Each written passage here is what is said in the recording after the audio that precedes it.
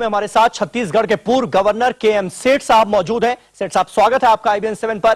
और साथ ही साथ बीजेपी दफ्तर से कैप्टन अभिमन्यु सिंह भी हमारे साथ जुड़ेंगे। सेठ साहब, पहला सवाल आपसे, क्योंकि महेंद्र कर्मा आपके बड़े साथी रहे हैं सलवा जुडूम आंदोलन में, आप लोगों ने साथ मिलकर एक तरीके से काम भी किया है, पूरा आंदोलन छेड़ा है। क्या आपको लगता है ये जो जघन्य वारदात अंजाम दी गई है नक्सलियों की तरफ से, इतना बड़ा हमला किया गया है, मेन टारगेट क्या महेंद्र कर्मा ही थे? महेंद्र कर्मा इनके हिट लिस्ट में पिछले 5 या 6 साल से रह रहे हैं। पर यह कहना कि ये जो कल की वारदात है ये सिर्फ महेंद्र कर्मा के लिए की गई थी, ये मैं बड़ी मुश्किल से मानूंगा, मानने को तैयार नहीं हूं। महेंद्र कर्मा एक बहुत बढ़िया नेता थे। सर्वप्रथम मैं उनका, नंद कुमार पटेल जी का, उनके पुत्र दिनेश का और जितने भी लोगों की मृत्यु हुई है उनकी तरफ अपनी संवेदना जाहिर करना चाहूंगा, उनके साथ रहना चाहूंगा और ये कहूंगा कि इस किस्म का जो हमला है ये इंसानियत के ऊपर हमला है, डेमोक्रेसी के ऊपर हमला है, हमारे और आपके ऊपर हमला है। इसको हमने इस निगाह से देखना चाहिए।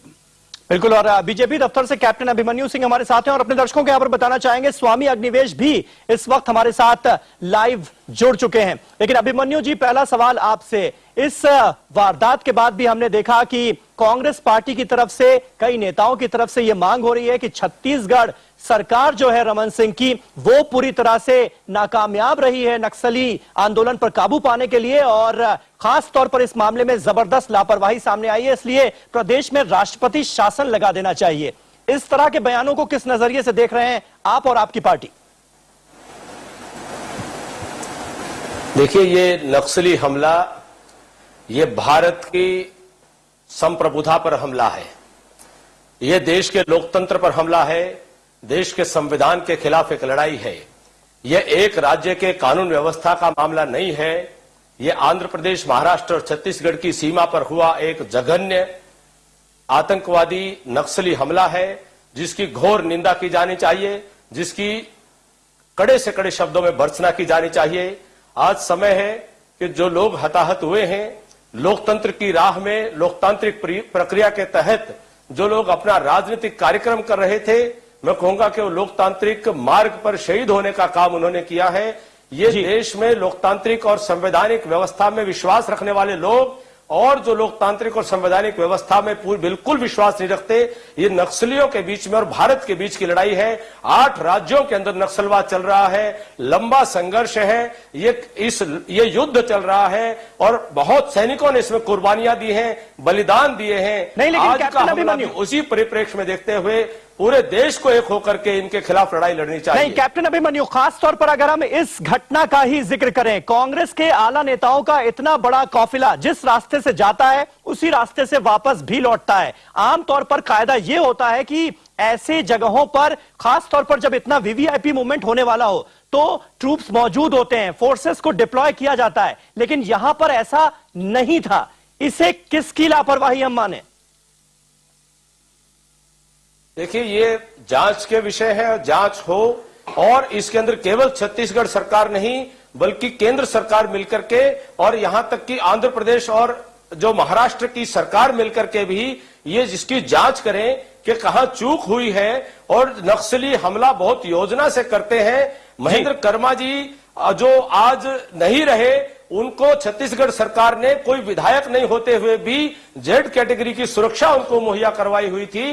तो छत्तीसगढ़ सरकार ने जितना भी संभव हो सकता था हमेशा नक्सलवाद के खिलाफ लड़ाई लड़ते रहे हैं और इस दस्ते को भी उन्होंने पूरी सुरक्षा देने का काम किया है। जी, लेकिन ये बेहद दुर्भाग्यपूर्ण है, हमें बहुत अफसोस है। जी, सेठ साहब कुछ कहना चाह रहे हैं? कैप्टन मैं ये कहना चाहूंगा कि मैंने भी सुबह से सुना है कि मांग हो रही है कि डॉक्टर रमन सिंह सरकार को बर्खास्त किया जाए।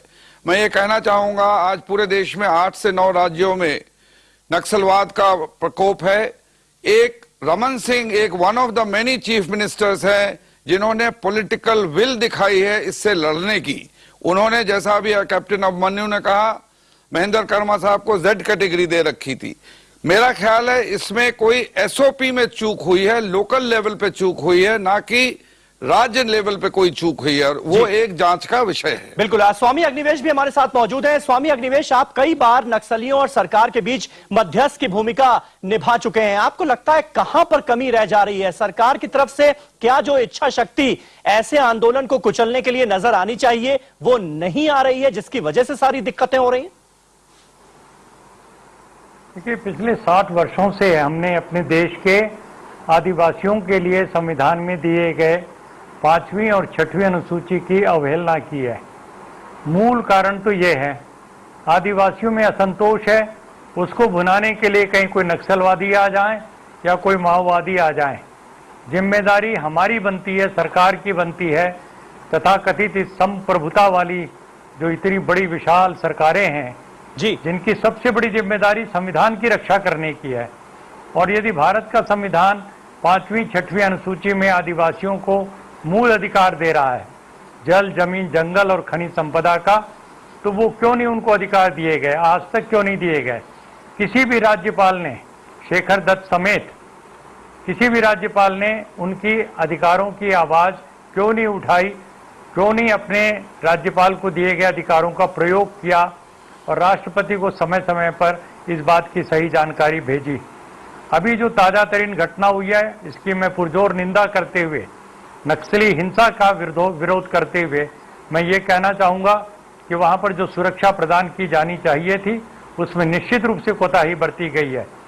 यदि यही यात्रा पहले रोक दी जाती, कह करके कि भाई हमारे पास इंटेलिजेंस के सारे इनपुट हैं, आपको बिल्कुल नहीं जाने देंगे, वो समझ में आता। लेकिन चेतावनी होने के बावजूद, इंटेलिजेंस की सारी सामग्री होने के बावजूद उनको सुरक्षा प्रोवाइड न करना, ये रमन सिंह सरकार की बिल्कुल जवाबदेही बनती है। और इसका शालीन तरीका तो यह है वो स्वयं इस्तीफा देके हट जाएं या फिर केंद्र सरकार उनको हटाए, लेकिन राष्ट्रपति शासन बिल्कुल। लागू स्वामी करते अग्निवेश, हुए आपने ये जो शेखर मांग दत्त की जी है इस को पर भी कैप्टन राज्यपाल अभिमन्यु से की भी हटाया राय यहां पर हम लेंगे। बीजेपी की तरफ से वो राय रखने के लिए